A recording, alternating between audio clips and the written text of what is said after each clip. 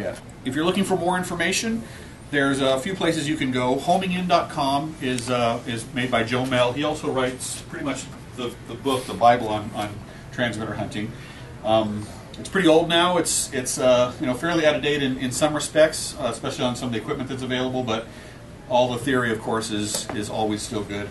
And then Joe, the author of this, Joe and Tom Curley are the authors. Joe's also got the website homingin.com, and that's pretty much the main website for if you're looking for fox hunting information, where you would go to find that. I've started a Google group here or for hunters here in town called AZT Hunt. So that's normally where we will coordinate our upcoming hunts. Anyone's welcome to join AZT Hunt at Google Groups.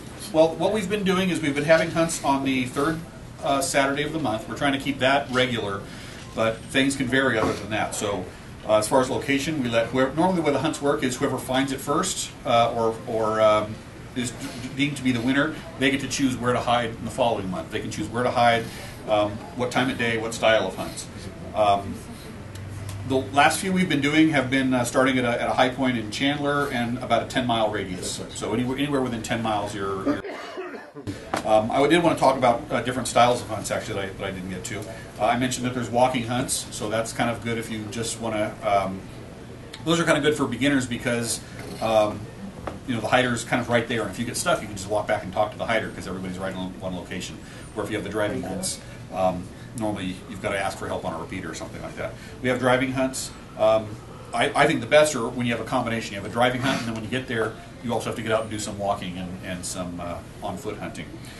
You can score the hunts in multiple different ways. You can go on first one to find it. You can go on shortest mileage, and people actually get really fancy with calibrating their odometers. If you really want to make sure, you really want to get picky on who's won that. The hunts can be one transmitter on one frequency. They can be multiple transmitters on one frequency. They can be multiple transmitters on multiple frequencies. They can be transmitters that are staged, so you have this one transmits for a minute, and then this one, and then this one, and then they cycle. So you have 3 different transmitters, but you've got to kind of wait your turn before you find that one. Or you can have a free-for-all where they're all on at the same time, and you've got to kind of pick them out of the noise with your directional antenna. Our hunts that we've been doing it for out here in the valley for probably, I want to say about 8 months now, and we're going to hopefully just keep doing them on the third Saturday of the month.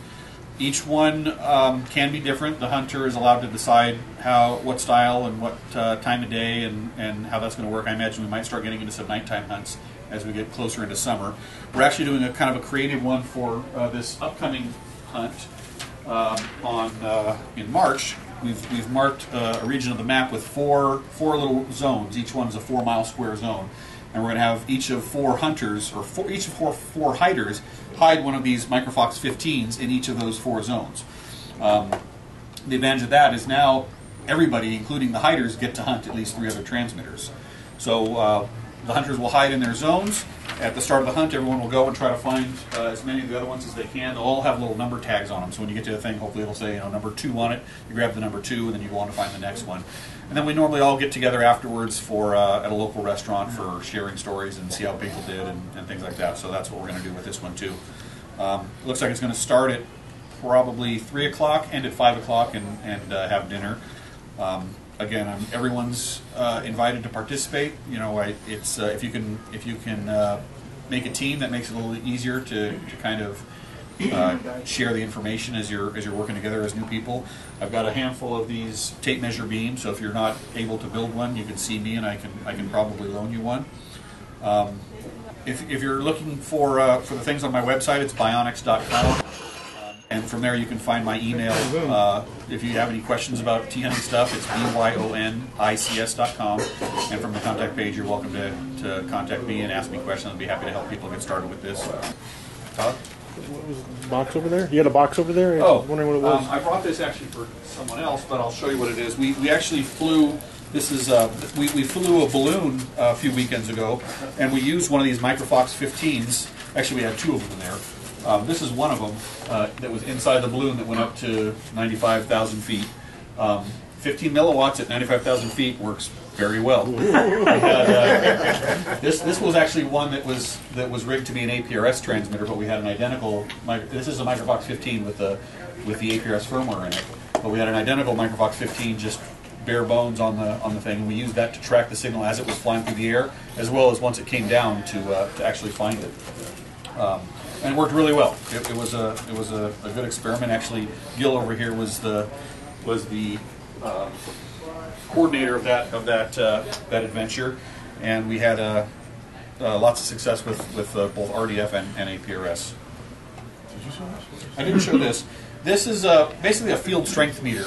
I think my batteries are dead on it, but it's basically just an RF detector diode fed into an op amp, one of which a dual op amp, one of which amplifies, and the other one is a frequency or a voltage to frequency oscillator. So it's kind of like the other thing. The more the voltage, the higher the tone, and it works kind of like that one that I showed you before. The only downside is this is not frequency agile, so it just hears any RF, but it allows you to really kind of snip down.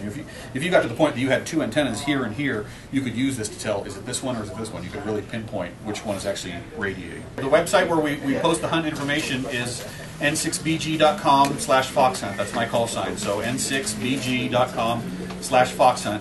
Go there. That'll always show you the latest upcoming information for the hunts that we're having. Like I said, everybody's welcome. If you need to borrow equipment or you want to find someone to ride along or whatever, just let us know. And it's a lot of fun. I recommend people come try it. Thanks. All right, thank you, Brian.